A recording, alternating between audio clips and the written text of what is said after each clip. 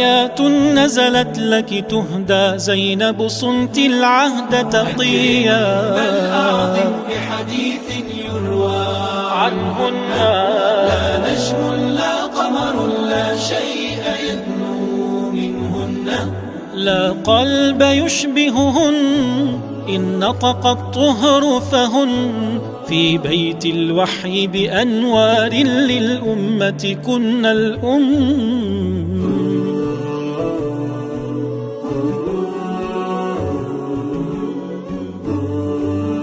السلام علیکم ورحمۃ اللہ وبرکاتہ.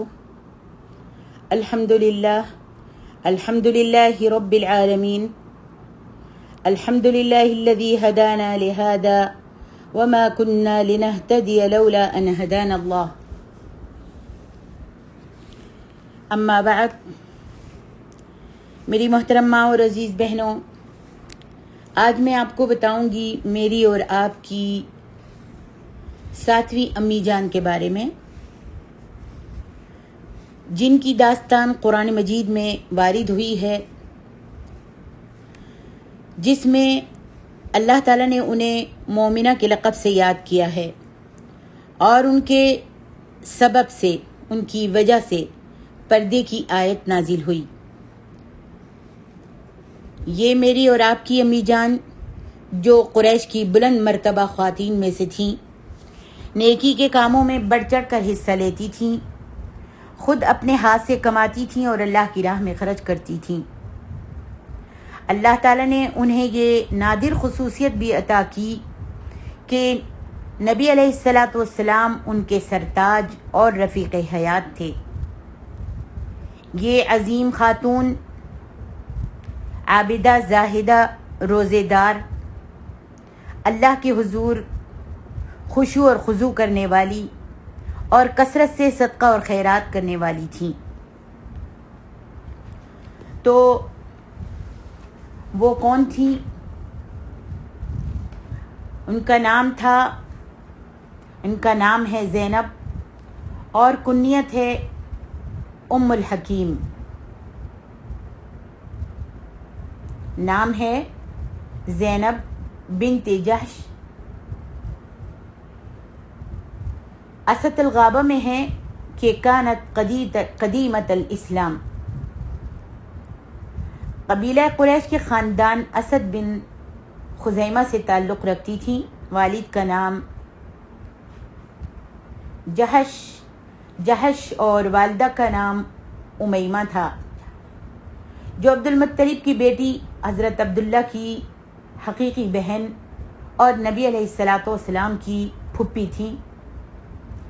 اس رشتے کی وجہ سے حضرت زینب رضی اللہ عنہا نبی علیہ الصلاۃ والسلام کی پھوپھی ذات بہن ہوئیں. حضرت زینب اسلام اور ہجرت کے اعتبار سے السابقون الاولون میں شامل ہیں، جن کے بارے میں اسد الغابہ میں ہے کہ کانت قدیمت الاسلام. اور یہ ایک صحابی ہیں جن کا نام زید بن حارثہ رضی اللہ عنہ. یہ نبی علیہ الصلاۃ والسلام کے آزاد کردہ غلام تھے اور آپ کے متبنہ بھی تھے. حضرت خدیجہ نے نبی علیہ الصلاۃ والسلام کو حضرت زید بن حارثہ کو ہبہ کیا تھا، آپ کو دیا تھا، اور نبی علیہ الصلاۃ والسلام نے حضرت زید بن حارثہ کو آزاد کر کے اپنا بیٹا بنا لیا تھا. اور آپ کے نام کے آگے، زید کے نام کے آگے، زید بن حارثہ کے بجائے زید بن محمد لکھا جاتا تھا کہ آپ نے ان کو بیٹا بنایا تھا. تو آپ کے نام کے آگے زید بن محمد لکھا جاتا تھا. زید بن محمد میں ایک خصوصیت یہ تھی کہ وہ کتاب و سنت کے مسائل کو خوب اچھی طرح سمجھتے تھے اور اسلامی احکام سے بہت آگاہ تھے. حضرت زینب کی تربیت نبی علیہ الصلاۃ والسلام کی نگرانی میں ہوئی تھی. آپ نے ان کا نکاح زید بن حارثہ سے کرنا چاہا تو حضرت زینب کچھ راضی نہیں تھیں اور کہتی تھیں کہ یہ شادی کیسے ہوگی، میری ذات اونچی ہے، میں قریش خاندان سے تعلق رکھتی ہوں اور یہ غلام ہیں، چاہے وہ آزاد کیے ہوئے ہیں لیکن غلام ہیں، میں ان سے کیسے شادی کر سکتی ہوں۔ جب حضرت زینب نے یہ تھوڑا سا اعتراض کیا تو نبی علیہ السلام نے فرمایا کہ زینب، میں یہ چاہتا ہوں کہ تمہاری شادی زید بن حارثہ سے کر دوں، اور اللہ تبارک و تعالیٰ نے یہ حکم دیا ہے۔ جب حضرت زینب نے سنا کہ یہ اللہ تبارک و تعالیٰ کا حکم ہے تو فوراً راضی ہو گئیں اور کہا کہ میں اللہ تعالیٰ کے حکم کے آگے سر تسلیم کرتی ہوں۔ اللہ تبارک و تعالیٰ نے قرآن مجید میں حکم نازل فرمایا، وَمَا كَانَ لِمُؤْمِنٍ وَلَا مُؤْمِنَةٍ إِذَا قَضَى اللَّهُ وَرَسُولُهُ أَمْرًا أَن يَكُونَ لَهُمُ الْخِيَرَةُ مِنْ أَمْرِهِمْ۔ حضرت زینب یہ فرمان سن کر فوراً راضی ہو گئیں اور شادی کے لیے رضامندی دے دی۔ نبی علیہ السلام نے حضرت زید بن حارثہ سے حضرت زینب کی شادی کر دی، اور اس شادی سے، اس نکاح سے آپ کے سامنے دو مقصد تھے۔ ایک یہ کہ اسلام کے نزدیک ذات برادری کا جو تعلق تھا کوئی حیثیت نہیں رکھتا۔ اسلام کے نزدیک ذات برادری، اونچائی بڑائی، حسب نسب، اس کی اسلام کے نزدیک کوئی حیثیت نہیں ہے۔ زید اگرچہ آزاد کردہ غلام ہیں اور حضرت زینب جو ہیں وہ قریش کے اونچے طبقے سے تعلق رکھتی ہیں، لیکن اسلام نے اس امتیاز کو ختم کر دیا ہے، اور ان دونوں کے درمیان اونچ نیچ کی جو دیواریں حائل تھیں وہ قبول اسلام کے بعد مسمار ہو گئی ہیں، ختم ہو گئی ہیں، مٹ گئی ہیں۔ اور دوسرا مقصد یہ تھا کہ نبی علیہ السلام زینب کو اسلامی احکام سے پوری طرح روشناس کرانا چاہتے تھے، اسلامی احکام سکھانا چاہتے تھے، اور خواتین قریش میں ان کے ذریعے اسلام کی تعلیم و تبلیغ کے خواہش مند تھے۔ نبی علیہ السلام کا خیال یہ تھا کہ حضرت زید شرعی مسائل سے اچھی طرح باخبر ہیں، جانتے ہیں، لہذا وہ اپنی بیوی کو بھی اس کی تعلیم دیں گے۔ اسد الغابہ میں ہے، تزوجها ليعلمها کتاب اللہ وسنت رسولہ۔ اللہ اکبر۔ نبی علیہ السلام کی یہی خواہش تھی کہ زید جو ہیں وہ زینب کو اسلامی تربیت دیں گے اور اسلام کے احکام ان کو سکھائیں گے اور شریعت کے بارے میں آگاہ کریں گے۔ اس واسطے نبی علیہ السلام نے حضرت زینب کا نکاح حضرت زید بن حارثہ سے کر دیا۔ نکاح ہو گیا، 1 سال تک میاں بیوی ایک ساتھ رہے، لیکن پھر تعلقات قائم نہیں رہ سکے اور تلخیاں جو تھیں وہ بڑھتی چلی گئیں۔ حضرت زینب کے ذہن سے یہی نہیں نکلتا تھا کہ میں قریش کی رانی ہوں، میں اونچے خاندان کی ہوں، اور زید جو ہیں وہ ایک غلام ہیں، چاہے وہ آزاد کردہ ہی ہیں لیکن غلام ہیں۔ اس بات سے ان دونوں کا جھگڑا ہوتا رہتا تھا اور تلخیاں جو تھی بڑھتی جا رہی تھیں۔ حضرت زید کتنی مرتبہ نبی علیہ السلام کے پاس شکایت لے کر آئے اور کہا کہ یا رسول اللہ صلی اللہ علیہ وسلم، زینب جو ہیں مجھ سے بہت زیادہ ایسی باتیں کرتی ہیں جس سے میرے اور ان کے درمیان تلخیاں بڑھتی جا رہی ہیں، معاملات بڑھتے جا رہے ہیں، میں ان کو طلاق دینا چاہتا ہوں۔ لیکن نبی علیہ السلام ہر بار ان کو یہی سمجھاتے تھے کہ طلاق مت دو۔ قرآن مجید میں بھی ہے کہ امسک علیک زوجک واتق اللہ، کہتے تھے کہ اپنی بیوی کو اپنے نکاح میں رکھو اور اللہ سے ڈرتے رہو۔ جب بھی آتے حضرت زید شکایت کرتے تو نبی علیہ السلام ان کو یہی کہتے، امسک علیک زوجک واتق اللہ۔ سورۃ احزاب میں دیکھیے یہ آیت۔ لیکن اس کے بعد بھی حضرت زید بن حارثہ حضرت زینب کے ساتھ گزارا نہ کر سکے، اور آخر نبی علیہ الصلاۃ والسلام خاموش ہو گئے اور حضرت زید نے ان کو طلاق دے دی۔ حضرت زینب رضی اللہ عنہا نبی علیہ الصلاۃ والسلام کی پھوپھی ذات بہن تھی اور آپ ہی کی تربیت سے پلی تھیں۔ آپ کے فرمانے سے انہوں نے یہ رشتہ منظور تو کر لیا تھا جو ان کے نزدیک ان کے خلاف شان تھا۔ چونکہ زید غلام رہ چکے تھے اس لیے حضرت زینب کو یہ نسبت گوارا نہیں تھی۔ بہرحال وہ مطلقہ ہو گئیں، ان کو طلاق ہو گئی، تو آپ نے ان کی دل جوئی کے لیے خود ان سے نکاح کر لینا چاہا۔ نبی علیہ الصلاۃ والسلام نے حضرت زینب کی دل جوئی کے لیے ان سے نکاح کرنے کا سوچا، لیکن عرب میں اس وقت تک متبنہ یعنی لے پالک بیٹا، منہ بولا بیٹا اصلی بیٹے کے برابر سمجھا جاتا تھا، اس لیے عام لوگوں کے خیال سے آپ تامل کرتے تھے کہ لوگ کیا کہیں گے۔ آپ کو تامل ہوتا تھا کہ اس وقت تک متبنہ لے پالک منہ بولا بیٹا اصلی بیٹے کے برابر سمجھا جاتا تھا، اور اس سے اگر میں شادی کر لوں گا، اس کی بیوی سے میں شادی کر لوں گا تو لوگ کیا کہیں گے۔ لیکن چونکہ یہ محض جاہلیت کی ایک رسم تھی اور اس کا مٹانا اللہ رب العالمین کو مقصود تھا، اللہ تبارک و تعالی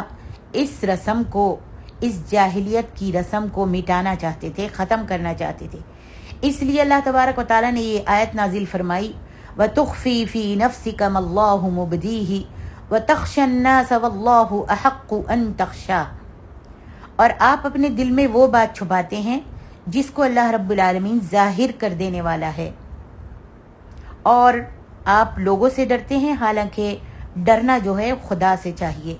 نبی علیہ الصلاۃ والسلام اللہ سے ہی ڈرتے تھے، لیکن بس ایک خیال تھا کہ لوگ جو ہیں وہ کیا کہیں گے کہ میں نے اپنے لے پالک بیٹے کی بیوی سے شادی کر لی ہے، یہ آپ کے دل کے اندر خیال رہتا تھا، اور اس بات سے آپ تھوڑے سے رنجیدہ تھے۔ تو اللہ تبارک و تعالیٰ نے وہی نازل فرما دی، قرآن میں آیت نازل فرما دی سورۃ احزاب میں کہ آپ اپنے دل میں بات کو چھپاتے ہیں، حالانکہ اللہ رب العالمین اس کو ظاہر کرنے والا ہے۔ نبی علیہ الصلاۃ والسلام نے حضرت زید سے فرمایا کہ تم ایسا کرو، زینب کے پاس میرا پیغام لے کر جاؤ، میرا پیغام زینب کے پاس لے کر جاؤ۔ جب طلاق دے دی تو نبی علیہ الصلاۃ والسلام نے فرمایا کہ جاؤ اور جا کر میرا پیغام جو ہے زینب کے پاس شادی کا پیغام لے کے جاؤ۔ قرآن مجید نے یہ بھی وضاحت فرما دی کہ نبی علیہ الصلاۃ والسلام تم میں سے کسی مرد کے باپ نہیں ہیں، کسی آدمی کے باپ نہیں ہیں، کسی مرد کے باپ نہیں ہیں، یعنی آپ کا کوئی بیٹا نہیں تھا اپنا بیٹا، تو آپ کسی مرد کے باپ نہیں ہیں، یعنی آپ کی کوئی اولاد نرینہ نہیں ہے۔ جب اولاد نرینہ نہیں تو ظاہر ہے کہ زید بن حارثہ آپ کے بیٹے نہ ہوئے، اور ان کی مطلقہ بیوی سے نکاح جو ہے وہ حرام نہیں ٹھہرا۔ اس لیے نبی علیہ الصلاۃ والسلام نے زید کو کہا کہ جاؤ زینب کے پاس اور میرے نکاح کا پیغام لے کے جاؤ۔ زید جب حضرت زینب کے گھر آئے تو وہ آٹا گوندنے میں مصروف تھیں۔ زید نے چاہا کہ ان کی طرف دیکھیں، لیکن پھر کچھ سوچ کر انہوں نے منہ پھیر لیا اور کہا کہ زینب، نبی علیہ الصلاۃ والسلام کا پیغام لے کر آیا ہوں۔ زینب نے جواب دیا، میں بغیر استخارہ کیے کوئی رائے قائم نہیں کرتی، اور انہوں نے یہ کہا اور جا کر مصلی پر کھڑی ہو گئیں، اور ان کا ارادہ تھا کہ میں استخارہ کروں۔ ادھر سبحان اللہ، آپ کے اور میرے اللہ نے آپ کے اور میرے نبی پر وحی نازل فرما دی، فَلَمَّا قَضَى زَيْدٌ مِّنْهَا وَطَرًا زَوَّجْنَاكَهَا، اور نکاح ہو گیا۔ یعنی اللہ تعالیٰ نے فرمایا کہ زید نے جب طلاق دے دی ہے تو اللہ نے آسمان پر آپ کا نکاح زینب سے کر دیا ہے۔ یہ وحی نازل ہوتے ہی آپ کے اور میرے پیارے نبی صلی اللہ علیہ وآلہ وسلم حضرت زینب کے مکان پر تشریف لائے اور بغیر اجازت کے اندر آ گئے کہ نکاح تو اللہ تعالیٰ نے آسمان پر کر دیا تھا۔ سبحان اللہ۔ جب صبح ہوئی تو ولیمے کی دعوت کی گئی جو اسلام کی سادگی کی اصل تصویر تھی۔ اس میں روٹی اور گوشت کا انتظام کیا گیا۔ انصار میں حضرت ام سلیم نے، جو حضرت صلی اللہ علیہ وآلہ وسلم کی خالہ اور حضرت انس کی والدہ تھیں، ملیدہ بنایا اور ملیدہ بھیجا۔ غرض جب ساری چیزیں جمع ہو گئیں، روٹی بھی آ گئی، گوشت کا سالن بھی آ گیا، اور ملیدہ جو انہوں نے میٹھا بنایا تھا وہ بھی جب سب چیزیں جمع ہو گئیں تو نبی علیہ السلام نے حضرت انس کو لوگوں کے بلانے کے لیے بھیجا۔ تقریباً 300 آدمی دعوت میں شریک ہوئے۔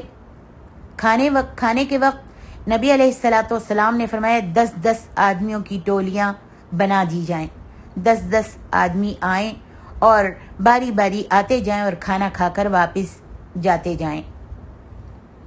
اسی دعوت میں میری محترم ماں اور عزیز بہنوں، آیت حجاب اتری، پردے کی آیت اتری، جس کی وجہ یہ تھی کہ چند آدمی کھانا کھانے کے بعد باتیں کرنے لگ گئے اور باتوں میں اتنے مصروف ہوئے کہ ان کو خیال ہی نہیں رہا کہ نبی علیہ السلام کو دیر ہو رہی ہے، آپ کو تکلیف ہو رہی ہے، آپ بار بار آتے اور چکر لگاتے، دیکھتے کہ یہ آدمی جو ہیں باتوں میں مصروف ہیں، پھر آپ چلے جاتے۔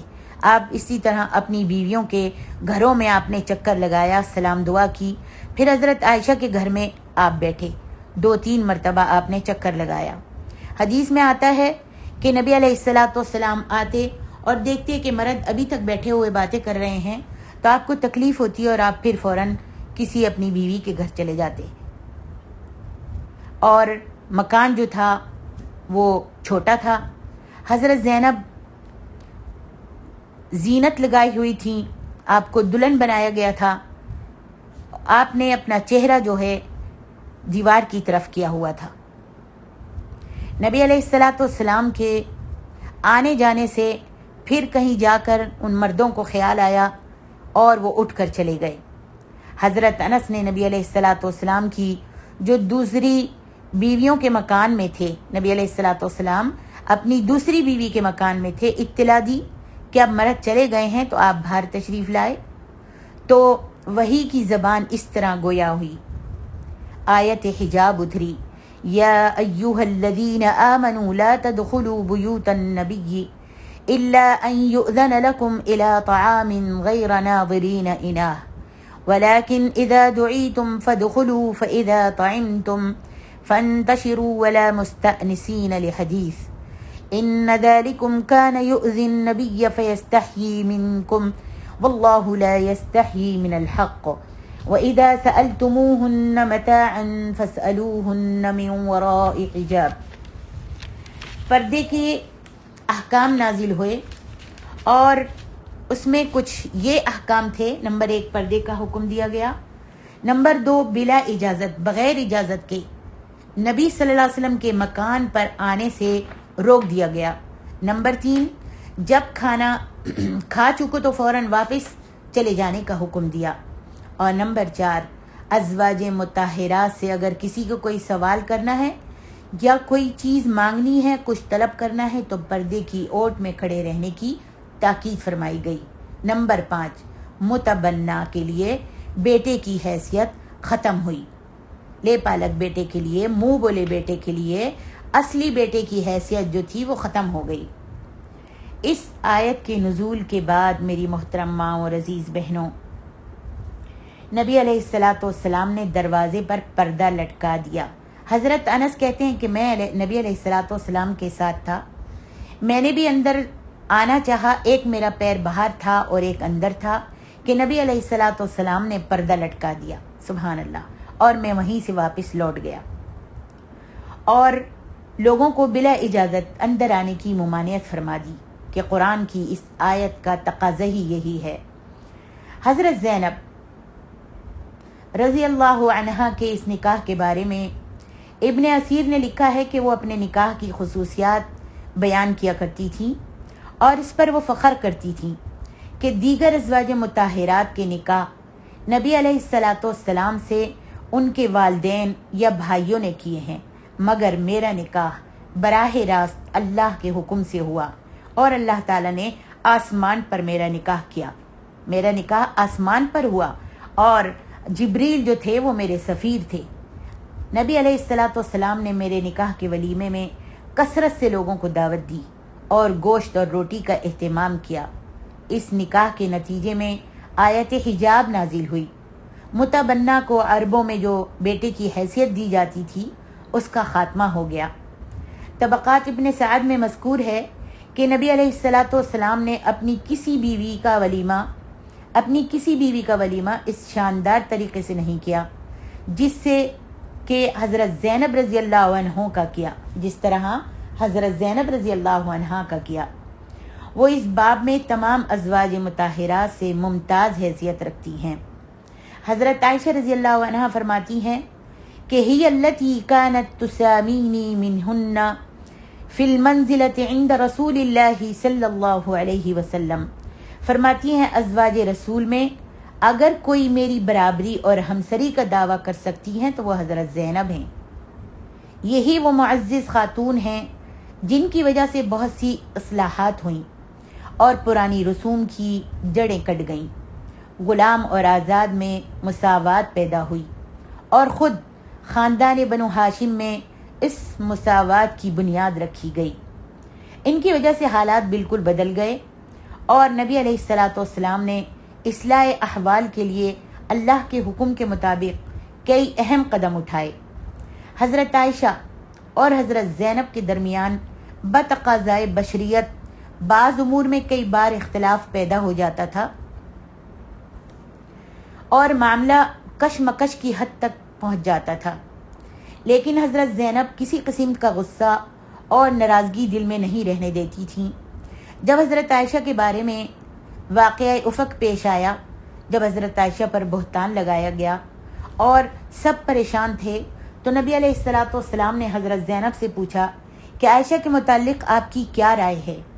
تو حضرت زینب رضی اللہ عنہ نے فرمایا میں عائشہ کے بارے میں سوائے اس کے کچھ نہیں جانتی، ما علمت الا خیرا. میں عائشہ کے بارے میں سوائے اس کے کچھ نہیں جانتی کہ وہ بہت بلند اخلاق اور بہترین خاتون ہیں. حافظ ابن حجر نے اصابہ میں لکھا ہے کہ اس سوال کے جواب میں حضرت زینب نے حضرت عائشہ کی بہت تعریف کی. حضرت زینب خود اپنے ہاتھ سے کام کرتی تھی، وہ چمڑے کی دباغت کا فن جانتی تھی اور جو کچھ ان سے آمدنی ہوتی تھی وہ سب مسکینوں، یتیموں اور مستحق لوگوں میں تقسیم کر دیتی تھیں. حضرت عائشہ رضی اللہ عنہ فرماتی ہیں فیاضی اور رحم دلی میں زینب کا کوئی مقابلہ نہیں کر سکتا. طبقات ابن سعد میں منقول ہے کہ وہ متوکل علی اللہ اور فراخ دل تھیں، قانع تھیں، تنگ دستوں کی مدد کیا کرتی تھیں اور یتامہ اور مساکین کی بہت مدد کرتی تھیں. یتیموں اور مساکین کی بہت ہی مدد کرتی تھیں. ان کی فیاضی کا یہ عالم تھا کہ حضرت عمر رضی اللہ عنہ ان کو 12,000 درہم سالانہ بیت المال سے دیتے تھے اور وہ کیا کرتی تھیں کہ یہ سارا مال جو ہے فوراً کے فوراً تقسیم کر دیتی تھیں، یتیموں اور مسکینوں میں بانٹ دیا کرتی تھیں. ایک مرتبہ انہوں نے جب حضرت عمر نے یہ رقم ان کی خدمت میں بھیجی، حضرت زینب کی خدمت میں سالانہ رقم بھیجی، تو فرمایا اے اللہ، دعا کرنے لگیں کہ یا اللہ آئندہ یہ مال مجھ تک نہ آئے، مجھے نہ پہنچے، کیونکہ یہ مال جو ہے یہ فتنہ ہے. آئندہ سال یہ مال میرے پاس نہ آئے کیونکہ یہ مال فتنہ ہے. پھر یہ ساری رقم جو تھی، سارا مال جو تھا، انہوں نے سارے درہم جو تھے وہ مستحقین میں تقسیم فرما دی، یتیموں اور بیوہ اور مساکین میں بھیج دی، تقسیم کر دی. حضرت عمر رضی اللہ عنہ کو اس کا علم ہوا تو فوراً آئے اور آ کر سلام کیا، دیر تک دروازے پر کھڑے رہے اور عرض کی آپ نے جو کچھ فرمایا ہے مجھے اس کی اطلاع ہو گئی ہے، یعنی آپ نے جو دعا کی ہے اس کی مجھے خبر پہنچ گئی ہے. آپ نے وہ سارا مال ضرورت مندوں کو تقسیم کر دیا ہے، آپ کے پاس تو اب کچھ بھی باقی نہیں رہا. اتنا کہہ کر حضرت عمر چلے گئے اور جا کر انہوں نے ان کے خرچے کے لیے 1000 درہم اور بھیج دیے۔ حضرت زینب نے وہ درہم بھی اٹھائے اور تقسیم کر دیے۔ خود نبی علیہ الصلاۃ والسلام کے دل میں حضرت زینب رضی اللہ عنہا کا بڑا احترام تھا۔ ایک دفعہ سب بیٹھے ہوئے تھے تو نبی علیہ الصلاۃ والسلام نے اپنی بیویوں سے کہا، بیویوں کے سامنے، کہ تم میں مجھ سے وہ جلد ملے گی جس کا ہاتھ لمبا ہوگا۔ جب سب بیویوں نے یہ بات سنی تو جب بیٹھتی وہ ایک دوسرے کے ہاتھوں کو ناپا کرتی تھیں کہ کس کا ہاتھ لمبا ہے۔ لیکن جب نبی صلی اللہ علیہ وسلم کا انتقال ہو گیا اور پھر حضرت زینب کا جب انتقال ہوا تو پھر ازواج مطہرات کو، بیویوں کو سمجھ میں آیا کہ ہاتھ لمبا ہونے کی جو نبی علیہ الصلاۃ والسلام نے مثال دی تھی، اس سے یہ مثال تھی کہ جو صدقہ اور خیرات دینے میں بہت زیادہ ہوگی، جو فیاضی کی طرف بہت زیادہ دوڑ لگائیں گی، تو صدقہ اور خیرات کرنے میں سب سے زیادہ حضرت زینب تھیں، جن کے نبی علیہ الصلاۃ والسلام نے فرمایا مجھ سے وہ پہلے ملے گی جس کا ہاتھ لمبا ہوگا۔ سبحان اللہ، ساری بیویوں میں نبی علیہ الصلاۃ والسلام کے بعد جن بیوی کا انتقال ہوا سب سے پہلے وہ حضرت زینب رضی اللہ عنہا تھی۔ سبحان اللہ۔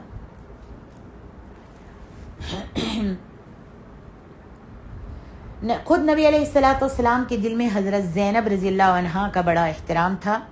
ایک دفعہ حضور صلی اللہ علیہ وسلم مہاجرین میں کچھ مال تقسیم فرما رہے تھے کہ زینب نے کوئی بات کہی۔ حضرت عمر رضی اللہ عنہ بھی موجود تھے، انہوں نے کچھ کہا، انہوں نے حضرت زینب کو ڈانٹا، کچھ کہا تو حضرت زینب نے فرمایا آپ کو اس معاملے میں دخل دینے کی ضرورت نہیں ہے۔ جب نبی علیہ الصلاۃ والسلام نے سنا تو آپ نے فرمایا عمر انہیں کچھ نہ کہو، یہ عابدہ ہیں، یہ زاہدہ ہیں، یہ خاشعہ ہیں اور یہ متوکلہ خاتون ہیں، اللہ پر توکل کرنے والی خاتون ہیں۔ حضرت عائشہ رضی اللہ عنہ فرماتی ہیں دین کے معاملے میں، تقوی اور طہارت کے معاملے میں، صدقات اور معاملہ فہمی میں، صلہ رحمی میں، سخاوت اور ایثار نفس میں زینب سے بڑھ کر کوئی عورت میں نے نہیں دیکھی۔ سبحان اللہ، ایک سوکن دوسری سوکن کے بارے میں کتنی تعریفوں کے پل باندھ رہی ہے۔ دیکھیں، غور کریں، یہ سب ایمان کی قوت ہے کہ وہ اپنے ایمان میں کتنی مضبوط تھیں۔ سبحان اللہ، ہر مرتبہ ہر جگہ میں اللہ کی رضا چاہتی تھیں۔ حضرت ام سلمہ حضرت زینب کے بارے میں کہتی ہیں کانت زینب صالحہ صوامہ قوامہ، زینب جو تھیں صالحہ تھیں، صوامہ تھیں، قوامہ تھیں۔ صالحہ تھیں یعنی نیک تھیں، صوامہ تھیں یعنی روزے رکھنے والی تھیں، اور قوامہ تھیں بہت لمبا قیام کرنے والی تھیں، راتوں کو تہجد پڑھتی تھیں۔ الاستیعاب میں علامہ ابن عبد البر نے ان کے بارے میں حضرت عائشہ رضی اللہ عنہا کا یہ قول بھی نقل کیا ہے، شرعی اور دینی معاملات میں حضرت زینب سب سے بڑی ہوئی تھیں۔ دوسری جگہ فرماتی ہیں اللہ تبارک و تعالی زینب پر اپنی رحمتوں کی بارش کرے۔ اللہ اکبر، حضرت عائشہ دعا کر رہی ہیں حضرت زینب کے لیے، کہتی ہیں کہ اللہ تعالیٰ زینب پر اپنی رحمتوں کی بارش کرے، وہ بلا شبہ دنیا کی بے مثال خاتون تھی۔ خود اللہ تعالیٰ نے اپنے پیغمبر سے ان کا نکاح کیا آسمان پر، اور ان کی وجہ سے قرآن کی آیات نازل ہوئیں اور بہت سے احکام اللہ رب العالمین نے بھیجے۔ 20 ہجری میں حضرت عمر رضی اللہ عنہ کے عہد خلافت میں حضرت زینب رضی اللہ عنہا نے انتقال کیا۔ اسی سال مصر جو ہے وہ فتح ہوا تھا۔ وفات کے وقت ان کی عمر 53 سال کی تھی۔ واقدی نے 50 سال کی عمر لکھی ہے۔ وہ اپنی تمام آمدنی ضرورت مندوں میں تقسیم کر دیتی تھیں۔ ان کے پاس صرف ایک مکان تھا جس میں وہ رہتی تھیں۔ ولید بن عبد المالک نے 50,000 درہم میں یہ مکان بھی خرید لیا، یہ گھر بھی خرید لیا اور اسے مسجد نبوی میں ملا دیا تھا۔ طبقات ابن سعد میں مذکور ہے کہ وفات سے پہلے حضرت زینب رضی اللہ عنہا نے یہ وصیت کی تھی کہ میں نے اپنا کفن خود ہی تیار کیا ہے، ممکن ہے حضرت عمر میرے لیے کفن بھیجیں، اس لیے کہ حضرت عمر خلیفہ تھے۔ اگر عمر میرے لیے کفن بھیجیں تو ایک کفن جو ہے وہ صدقے میں دے دینا۔ نماز جنازہ حضرت عمر رضی اللہ عنہ نے پڑھائی اور جنت البقیع میں دفن ہوئیں۔ انہوں نے یہ بھی وصیت کی تھی کہ مجھے اسی چارپائی پر قبر تک پہنچایا جائے جس میں میرے اور آپ کے نبی صلی اللہ علیہ وسلم کو قبر تک پہنچایا گیا تھا۔ اس سے پہلے صرف اس چارپائی پر حضرت ابو بکر رضی اللہ عنہ کو لٹایا گیا تھا اور ان کو لٹا کر قبر میں لٹا کر دفنایا گیا تھا، لٹا کر قبرستان تک قبر تک لے جایا گیا تھا اور پھر ان کو دفنایا گیا تھا۔ یہ شرف صرف حضرت ابو بکر کو حاصل ہوا تھا اور اس کے بعد حضرت زینب کو یہ شرف حاصل ہوا۔ ان کی وفات کے دن سخت گرمی پڑ رہی تھی، جہاں قبر کھودی جا رہی تھی۔ گرمی میں شدت کی وجہ سے حضرت عمر فاروق رضی اللہ عنہ نے وہاں خیمہ نصب کروا دیا تھا، خیمہ لگا دیا تھا۔ منقول ہے کہ یہ پہلا خیمہ تھا جو جنت البقیع میں لگایا گیا۔ دفن سے پہلے حضرت عمر رضی اللہ عنہ نے ازواج مطہرات کو پیغام بھجوا کر پوچھا کہ حضرت زینب کو قبر میں کون اتارے؟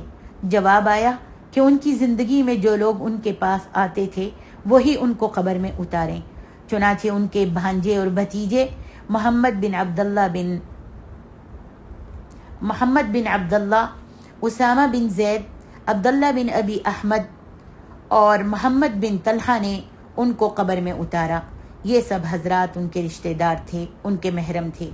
حضرت زینب رضی اللہ عنہا کی وفات پر حضرت عائشہ رضی اللہ عنہا نے فرمایا، آج یہ نیک بخت خاتون رخصت ہو گئیں اور یتیموں اور بیوہ عورتوں کو پریشان اور بے چین کر گئیں۔ حضرت زینب سے 11 حدیثیں مروی ہیں۔ ان کے راویوں میں حضرت ام حبیبہ اور زینب بنت ابی سلمہ وغیرہ شامل ہیں۔ اسأل اللہ ان یجمع امی و امہاتکم جمیعا معها بالفردوس الاعلی۔ میری محترم ماں اور عزیز بہنوں، یہ ام المومنین حضرت زینب رضی اللہ عنہا کی سیرت کی ایک جھلک ہے جو میں نے ان اہل بیت کے معطر تذکرے کے ضمن میں پیش کرنے کی سعادت حاصل کی ہے جن کو اللہ تبارک و تعالیٰ نے ہر قسم کی آلائش سے خوب اچھی طرح پاک کر دیا۔ اللہ تبارک و تعالیٰ ام المومنین حضرت زینب رضی اللہ عنہا سے راضی ہو اور وہ اپنے اللہ سے راضی ہوں۔ اللہ تبارک و تعالیٰ جنت میں ان کا ٹھکانہ بنائے۔ ہم اللہ تبارک و تعالیٰ سے دعا کرتے ہیں کہ اللہ تعالیٰ ہمیں بھی اہل بیت کا ساتھ نصیب کر دے اور قیامت کے دن ہمیں ان لوگوں کے ساتھ اٹھائے جائے جن پر اس کا انعام و اکرام ہوا اور ہمیں اپنی رحمت میں داخل کر دے۔ بے شک وہ سننے والا اور قبول کرنے والا ہے۔ اللہ ان سے راضی اور وہ اپنے اللہ سے راضی۔